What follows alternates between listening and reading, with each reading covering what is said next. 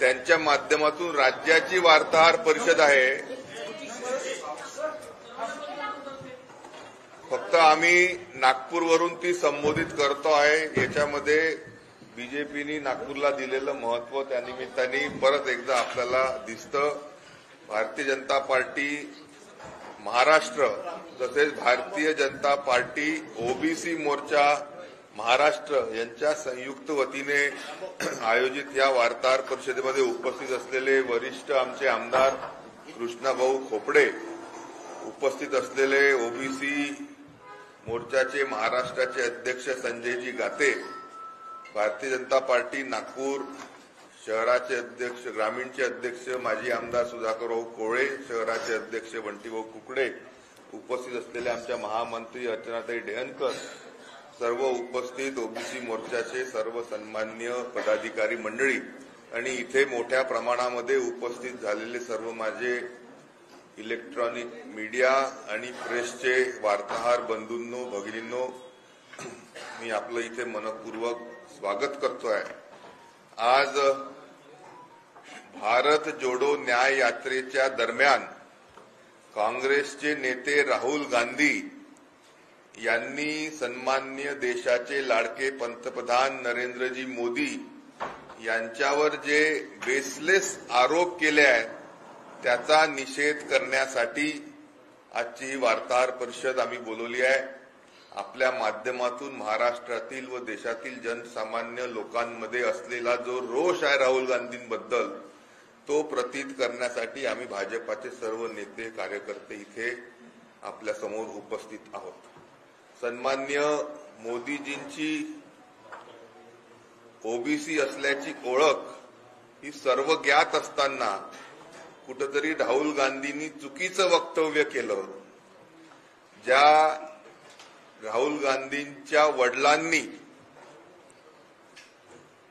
विरोधी पक्ष नेते लोकसभेमध्ये असताना पूर्ण ताकदीने मंडळ कमिशनचा विरोध केला व्हीपी सिंग सरकारच्या याच्यात, याच राहुल गांधींच्या आजींनी इंदिरा गांधींनी जर त्यांनी ठरवलं असतं तर 1980 मध्येच मंडळ कमिशन लागू त्यांना करता आलं असतं, त्यांनी देखील तो केला नाही।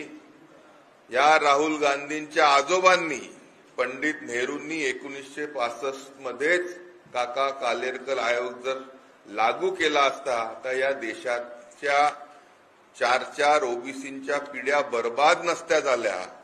तो ओबीसींच्या विरोधात असलेला गांधी नेहरू परिवार राहुल गांधीच्या मुखातून परत एकदा ओबीसींचा विरोध त्या निमित्ताने समोर आलेला आपल्याला पाहायला मिळत आहे।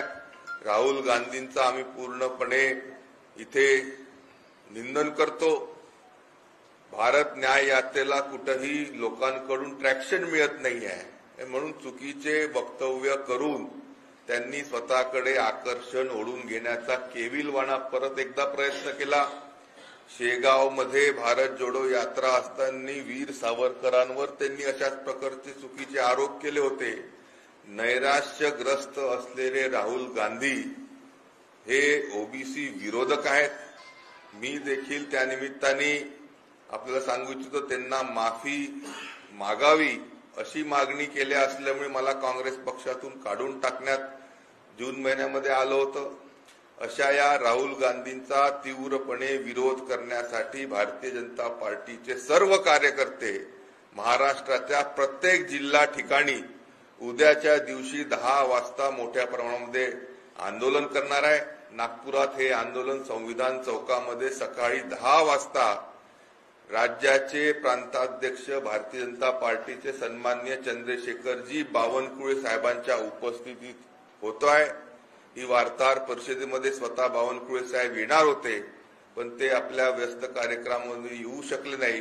उद्याच्या आंदोलनामध्ये नागपूर येथे सन्माननीय बावनकुळे साहेब नक्कीच हजर राहणार आहे आणि ओबीसी मोर्चाच्या वतीने भारतीय जनता पार्टीच्या वतीने परवाच्या दिवशी तालुक्याच्या ठिकाणी संपूर्ण राज्यामध्ये हे आंदोलन परत एकदा तालुक्याच्या ठिकाणी देखील नेण्यात येईल।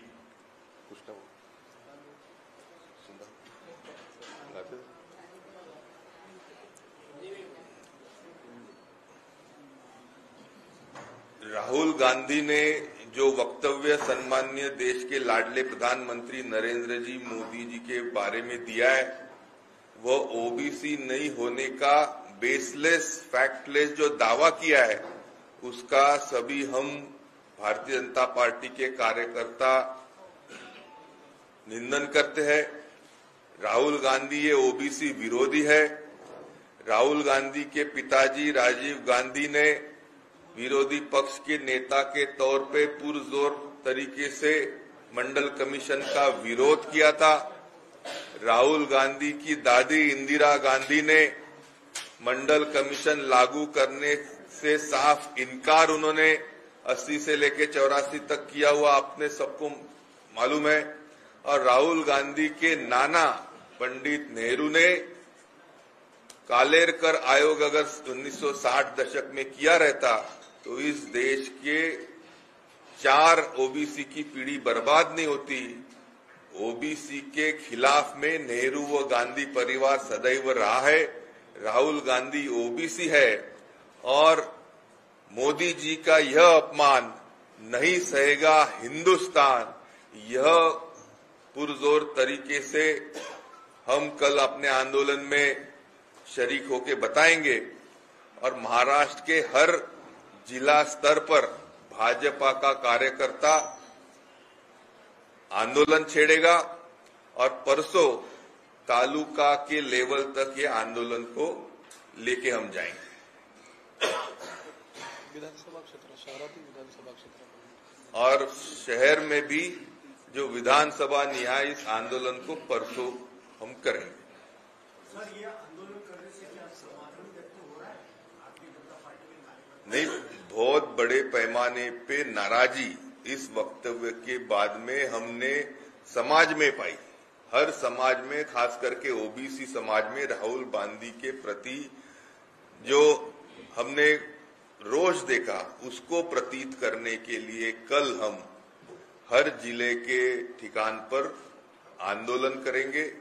हम तो चाहेंगे कि सभी ओबीसी समाज के बांधव, जन सामान्य लोग इस आंदोलन में बड़ी जोर शोर से सहभागी हो।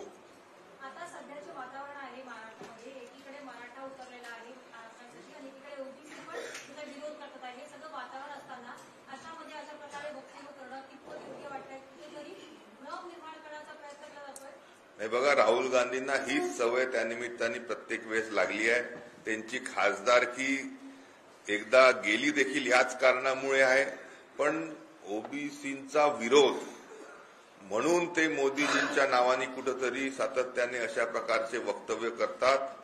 महाराष्ट्रामध्ये सामाजिक सलोखा हा नक्कीच चांगला राहील आणि फक्त ओबीसी समाजातच नाही, मोठ्या प्रमाणामध्ये जनसामान्यांमध्ये, मग ते ओबीसी असो, ओपन असो, एससी असो, एसटी असो, यामध्ये ह्या राहुल गांधींबद्दल मोठ्या प्रमाणात रोष आहे। कालच पार्लमेंटमध्ये देशाचे लाडके पंतप्रधान मोदीजींनी पंडित जवाहरलाल नेहरू हे कसे आरक्षण विरोधी होते या संदर्भामध्ये तपशिलामध्ये त्यांनी आपलं म्हणणं मांडलं आणि डॉक्टर महामानव बाबासाहेब आंबेडकरांच्या संविधानामध्ये सभेमध्ये असल्यामुळेच आरक्षण या देशाला मिळालं, मग ते एससीचं असो, एसटीचं असो किंवा ओबीसीचं असो। पण राहुल गांधींचे नानाजी पंडित जवाहरलाल नेहरू हे त्या काळापासून ओबीसी विरोधी होते। त्याच्यानंतर इंदिरा गांधी ओबीसी विरोधी होत्या, राजीव गांधी हे ओबीसी विरोधी होते। त्याचाच प्रतीत राहुल गांधींच्या माध्यमातून आपल्याला सातत्याने दिसतं। मोदी जी का यह अपमान नहीं सहेगा हिंदुस्तान हे म्हणत आम्ही सर्व भारतीय जनता पार्टीचे कार्यकर्ते मोठ्या प्रमाणामध्ये उद्या रस्त्यावर उतरलेले आपण पाहाल।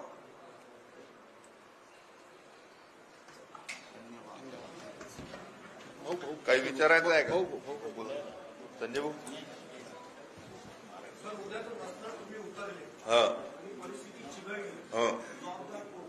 आम्ही अतिशय संयमशीलरित्या संविधानाने आंदोलनाच्या माध्यमातून आपलं म्हणणं मांडण्याचं न्याय हक्क प्रत्येक नागरिकाला दिलाय। कुठेही न्याय व्यवस्थेला इतकुशीही बाधा न लागू देता शांतपणे संयमाने आम्ही हे आंदोलन प्रत्येक जिल्ह्याच्या ठिकाणी संपूर्ण महाराष्ट्रात करू. आपने बोला है कि शांति से संयम से ये आंदोलन करेंगे. राहुल गांधी कुछ भी बोलते रहते हैं, इसको आप लोग नजरअंदाज नहीं कर सकते. नहीं, राहुल गांधी ये अपरिपक्व नेता है. नहीं, अपरिपक्व नेता होने के बावजूद वो बाज नहीं आ रहे.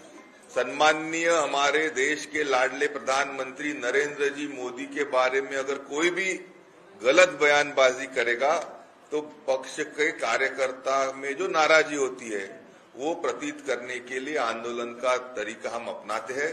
कल भी यही आप देखेंगे. धन्यवाद.